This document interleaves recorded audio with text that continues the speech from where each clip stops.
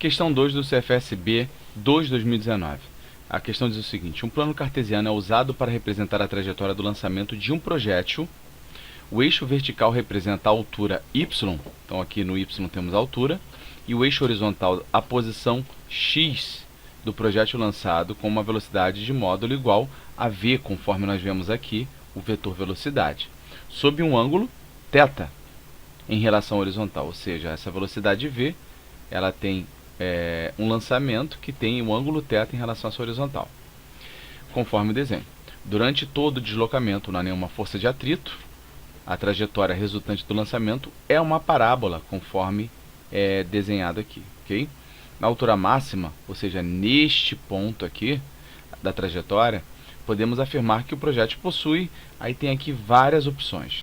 Bem, pessoal, a primeira coisa que eu já deixei claro logo de início aqui, para a gente entender o que a questão se propõe aqui, é a gente entender que esse vetor velocidade que está direcionado aqui no início, eu até coloquei em vermelho, um pouco maior para a gente ver a decomposição. Ele vai se decompor, na verdade, em dois movimentos. Um movimento na horizontal, outro movimento na vertical. Tá? Então, nós temos aqui, por exemplo, esse vetor velocidade. Quando eu pego esse vetor e eu faço aqui a sua projeção ortogonal no eixo x, eu chego ao vetor Vx. O mesmo acontece com o vetor Vy, com a sua projeção na vertical. Ok? E aí a gente sabe da trigonometria que Vx ele vai ser igual a V cosseno de θ. Ok?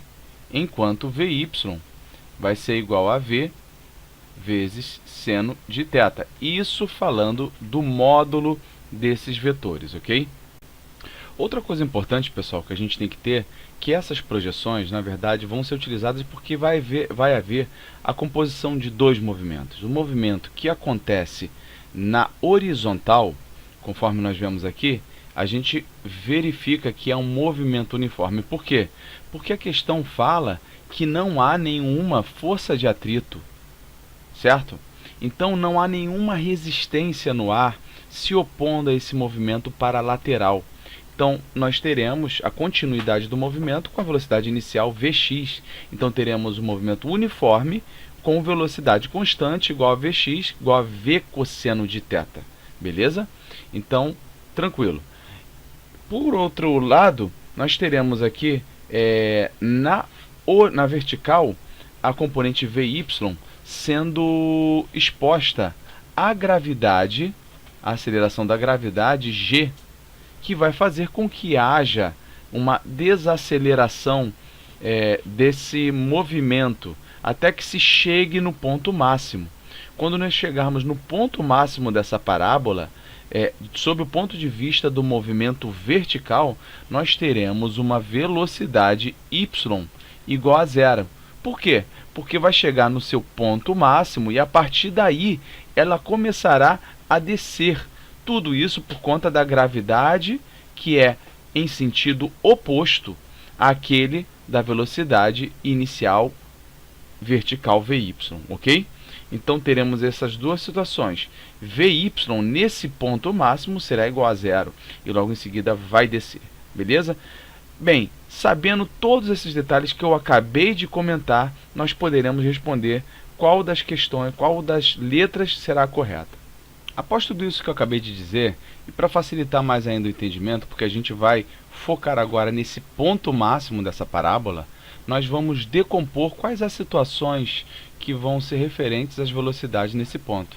Nós acabamos de ver que teremos, por exemplo, a componente vertical, Vy, nesse ponto ela vai ser nula. Tranquilo?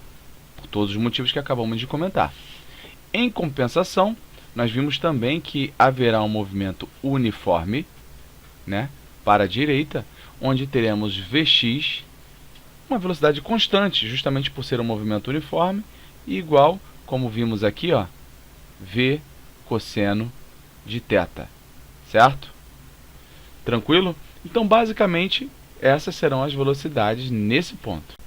Bem, então agora indo para a parte final, nós vamos ler. Na altura máxima dessa trajetória, podemos afirmar que o projétil possui. Letra A, vamos analisar. Apenas um vetor velocidade vertical de módulo igual a V seno θ? Não. Sabemos que também temos o vetor velocidade horizontal, Vx igual a v cosseno θ. Tranquilo? Então, letra A não pode ser. Vamos então para a letra B. Apenas um vetor velocidade horizontal de módulo igual a v cosseno θ. De fato, nós vemos aqui, ó, que temos um vetor horizontal, certo? Vetor velocidade horizontal de módulo igual a v cosseno de θ. E essa questão, gente, ela está correta sim.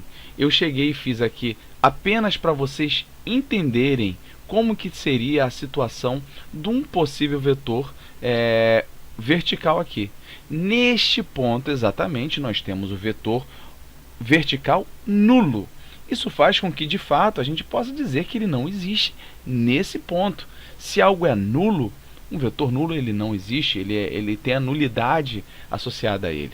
Então, podemos dizer que neste ponto, sim, especificamente da trajetória altura máxima, temos apenas um vetor velocidade horizontal de módulo igual a v cosseno de θ, e é isso que a gente vai marcar. Tá ok? Agora, só por via das dúvidas, vamos dar uma lidinha se a letra C e a letra D, o que elas falam? Ela fala o seguinte: vetor velocidade na letra C com componente vertical não nula. Então, componente vertical não nula, não, gente, acabamos de ver que o vetor vertical, nesse ponto, ele é exatamente nulo, então não é o caso. Letra D, vetor velocidade com componente horizontal não nula. Ótimo, beleza, o vetor velocidade com componente horizontal é não nulo, igual a v cosseno de θ, é aquela velocidade constante. E menor que v cosseno de θ, não, gente, é exatamente igual a v cosseno de θ. A igualdade se mantém no movimento uniforme por todo o percurso realizado pelo projétil, ok? Dessa forma, pessoal, então a letra B nos responde e é exatamente a resposta da questão no gabarito, ok? Um abraço.